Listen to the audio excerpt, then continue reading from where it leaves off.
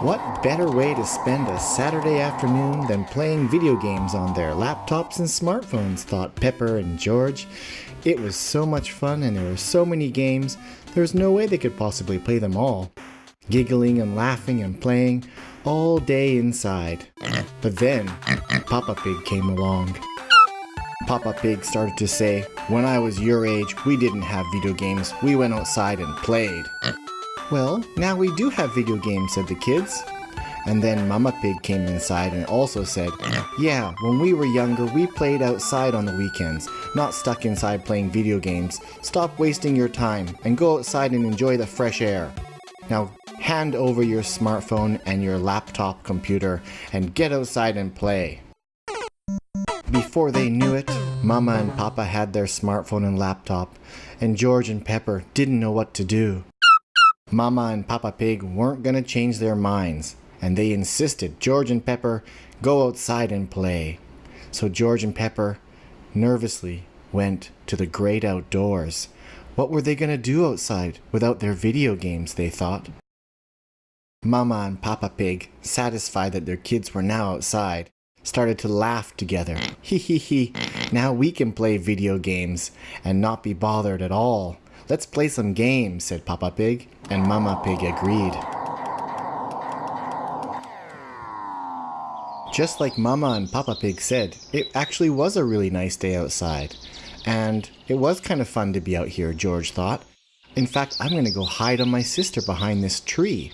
It's almost like a video game, hide and go seek, I guess. And Peppa Pig said, "George, where are you? I'm going to find you."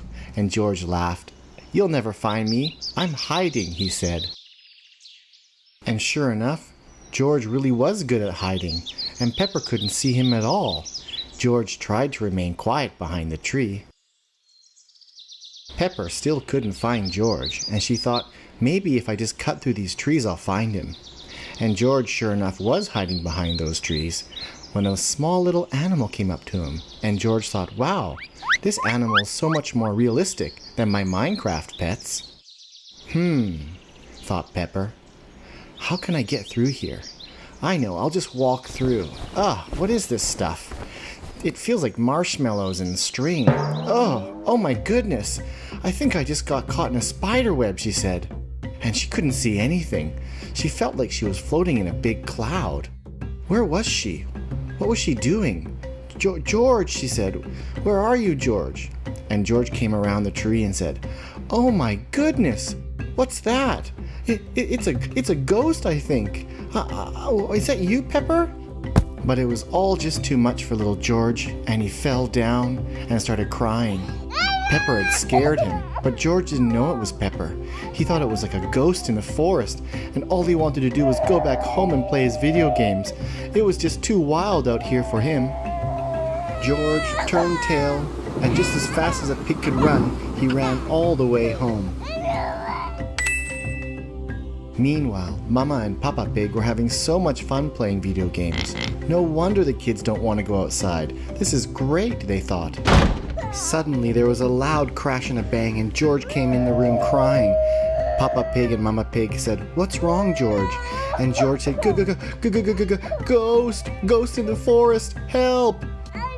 Now, Mama and Peppa Pig knew George had a very, very vivid imagination. And George was gesturing to the window to prove himself. "Come and look, Mom and Pa, come and look." And so Mama Pig and Peppa Pig walked over to the window. And sure enough, they saw something strange outside. What was it? A white ball? A cloud? It was a ghost. Wow, George was right. A ghost was outside. "That can't be a ghost," exclaimed Peppa Pig. "We have to get a closer look and see." So they inched towards the window and had another look. Yeah, sure enough, it was a ghost, and it was making all kinds of funny sounds and moving erratically.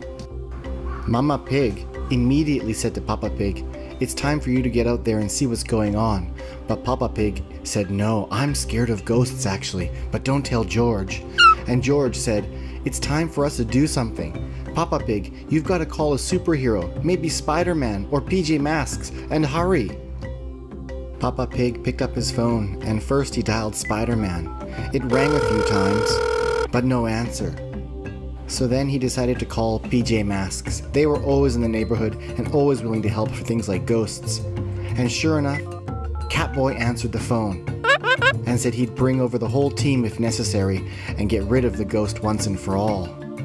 After hanging up the phone, Peppa Pig exclaimed, "Once again, Peppa Pig has saved the day. Now come on, family, let's go by the window and watch Catboy rescue us from this terrible ghost in our yard." Meanwhile, the Peppa Pig family had forgotten about Peppa Pig. But we'll see what happens with that later. Come on, let's go watch outside the window. Peppa Pig couldn't hear, see, or speak properly, and suddenly she saw something blurry through the cobwebs, something blue, and then something red, and she wondered what it was, and then she saw something green, and she was sure they were speaking to her, but she couldn't quite understand, and they couldn't understand her because the cobwebs were everywhere. What was she gonna do? Catboy, Owlette, and Gecko were equally confused, and they said, "Something in there is trying to communicate with us, but I don't understand what it's saying. Maybe it is a ghost, or perhaps an alien, or maybe it's just a kid trick-or-treating a few weeks early. We don't know, but we better play it safe. Come on, guys, I have a plan. Everybody gather around and let's drop the net." The PJ Masks airplane swooped overhead and dropped a giant net on top of Peppa Pig. The net landed perfectly and trapped the alien ghost inside. Now PJ Masks decided, let's carefully see what we've got inside and pull it to somewhere a little bit safer. And they pulled and oh, poor Peppa Pig fell down. It was then that Catboy heard a small sound, an oinking sound. And he said, "This is no alien or ghost. It sounds like a pig.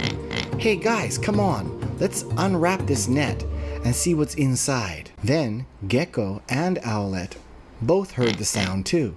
It indeed was oinking. It was muffled, but it was definitely oinking. The team quickly pulled off the net, and what was revealed was a grandmother pig, an old grandmother pig with her gray hair. And sure enough, it was not an alien or a ghost, just an old lady. But wait a minute, that's not an old lady, that's Peppa Pig.